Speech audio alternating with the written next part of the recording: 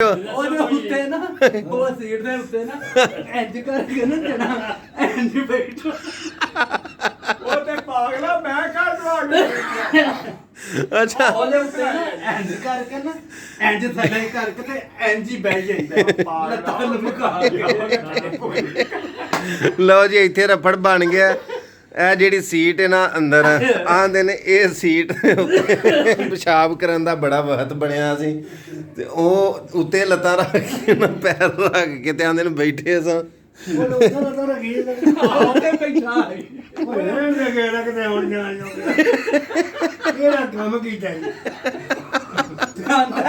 ਆਂਦਾ ਜੀ ਉੱਤੇ ਚੜ ਕੇ ਨਾ ਪਈਏ ਤਾਂ ਪਿਸ਼ਾਬ ਕਿੱਥੇ ਕਰੀਏ। ਉਹ ਐਸੇ ਤਰ੍ਹਾਂ ਬਹਿ ਕੇ ਨਾ ਪਾਗਲਾ ਤੇ ਤੁਹਾਨੂੰ ਕਰ ਲੈ ਇੰਨਾ ਹੀ ਭੈੜਾ ਤੇ ਤੁਹਾਡੇ ਪਰ ਥੱਲੇ ਤੇ ਛੁੱਟੀ ਬਹੁਤ ਪਹਿਲੇ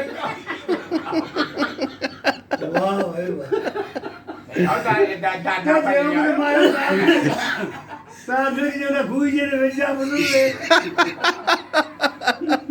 ਤੇ ਮੈਂ ਉਦੋਂ ਨਾ ਤੁਹਾਨੂੰ ਸਮਝ ਲੈ ਮੈਂ ਬੰਦੇ ਕੀ ਕੀਤਾ ਮੈਂ ਕਿਹਾ ਕਿ ਉਹ ਕੀ ਬਣੀ ਅੱਛਾ ਉਹ ਫਿਲਮ ਵੇਖੀ ਸੀ ਯਾਰੀ ਜੱਟ ਦੀ। ਅੱਛਾ ਤੇ ਉਹ ਕੁੱਬਾ ਜਿਹੜਾ ਨਾ ਉਹ ਗਿਆ ਨਾ ਤੇ ਇਸੇ ਤਰ੍ਹਾਂ ਦੀ ਸੀਟ ਲੱਗੀ ਸੀ। ਅੱਛਾ। ਉਹਨੂੰ ਹੋਰ ਕਿਧਰੋਂ ਕੋਈ ਨਾ ਲੱਭਾ, ਉਹਨੇ ਵਿੱਚੋਂ ਪਾਣੀ ਲੈ ਕੇ ਚਾਹ ਬਣਾ ਲਈ। ਉਹ ਆਇਆ ਉਹਦਾ ਯਾਰ ਤੂੰ ਆਂਦਾ ਤੇਰੇ ਲਈ ਚਾਹ ਬਣਾ, ਆਂਦਾ ਮੈਂ ਬਣਾ ਲਈ। ਆਂਦਾ ਪਾਣੀ ਵਾਲੀ ਕਿੱਥੇ ਲਿਆਂਦਾ, ਉਹ ਜਿਹੜੀ ਅੰਦਰ ਖੂਹੀ ਜਾਂ ਲੱਗੀ।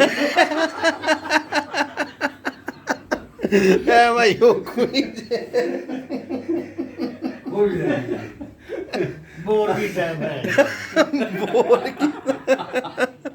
ਇੰਜ ਕੋਈ ਉਹ ਪਿੰਡ ਥਾਂ ਦਾ ਬੰਦਾ ਟੁਰ ਗਿਆ ਨਾ ਸ਼ਹਿਰ, ਤੇ ਉਹ ਸ਼ਹਿਰ ਜਦੋਂ ਗਿਆ ਨਾ ਤੇ ਰਾਤ ਦਾ ਟਾਈਮ ਸੀ, ਸ਼ਾਮੀ ਉਹ ਪੜਿਆ ਤੇ ਉਹ ਆਪਣਾ ਪੁੱਤਰ ਦੇ ਕੋਲ ਰਾਤ ਰਿਹਾ ਨਾ। ਤੇ ਜਦੋਂ ਸਵੇਰ ਦਾ ਟਾਈਮ ਹੋਇਆ ਤੇ ਉਹਦਾ ਪੁੱਤਰ ਆਖਣ ਲੱਗਾ ਵੀ ਅੱਬਾ ਜੀ ਨਾਸ਼ਤਾ ਕਰਨਾ ਤੇ ਤੁਸੀਂ ਤਾਂ ਇੰਜ ਕਰੋ ਨਹਾ ਲਓ।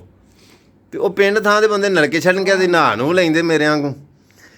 ਉਹ ਸ਼ਾਵਰ ਖੋਲ ਕੇ ਨਾ ਅੱਬੇ ਨੂੰ ਤੇ ਉਹਨੇ ਨਾ ਵਾਸ਼ਰੂਮ ਦੇ ਵਿੱਚ ਉਹਨੂੰ ਵਾੜ ਛੜਿਆ ਵੀ ਹੁਣ ਤੇ ਆਪ ਹੀ ਟੁਰ ਗਿਆ ਬਾਹਰ ਨਾਸ਼ਤਾ ਲੈਣ ਵਾਸਤੇ।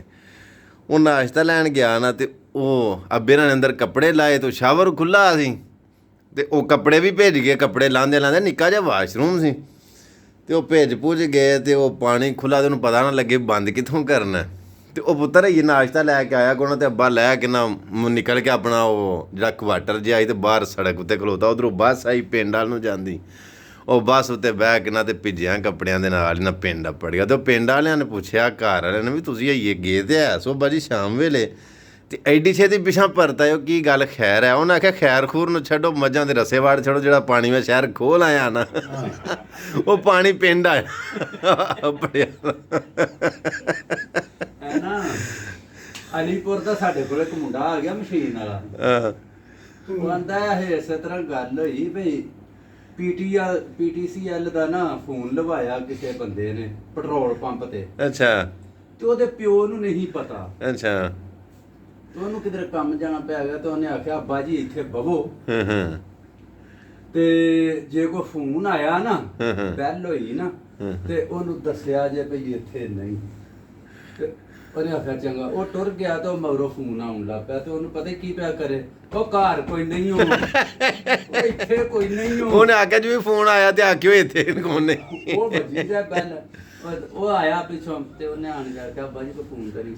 ਉਹਨੇ ਆਖਿਆ ਬੜੀਆਂ ਹੀ ਘੰਟੀਆਂ ਵੇ ਬੜਾ ਬਸੰਤੇ ਜਿਹੇ ਬੰਦੇ ਨੇ ਉਹ ਘੰਟੀ ਕਰ ਨੇ। ਮੈਂ ਤਾਂ ਘਰ ਇੱਥੇ ਕੋਈ ਨਹੀਂ, ਇੱਥੇ ਕੋਈ ਨਹੀਂ। ਉਹ ਫੇਰ ਵੀ ਉਹਨਾਂ ਨੂੰ ਸ਼ਰਮ ਨਹੀਂ ਆਈ। ਉਹਨੇ ਆਖਿਆ ਅੱਬਾ ਜੀ ਇਸ ਤਰ੍ਹਾਂ ਚੁੱਕ ਕੇ ਤੇ ਕੰਨ ਨਾਲ ਲਾ ਕੇ ਆਖਿਆ। ਉਹਨੇ ਆਖਿਆ ਤੂੰ ਦੱਸ ਕੇ ਹੀ ਨਹੀਂ ਗਿਆ।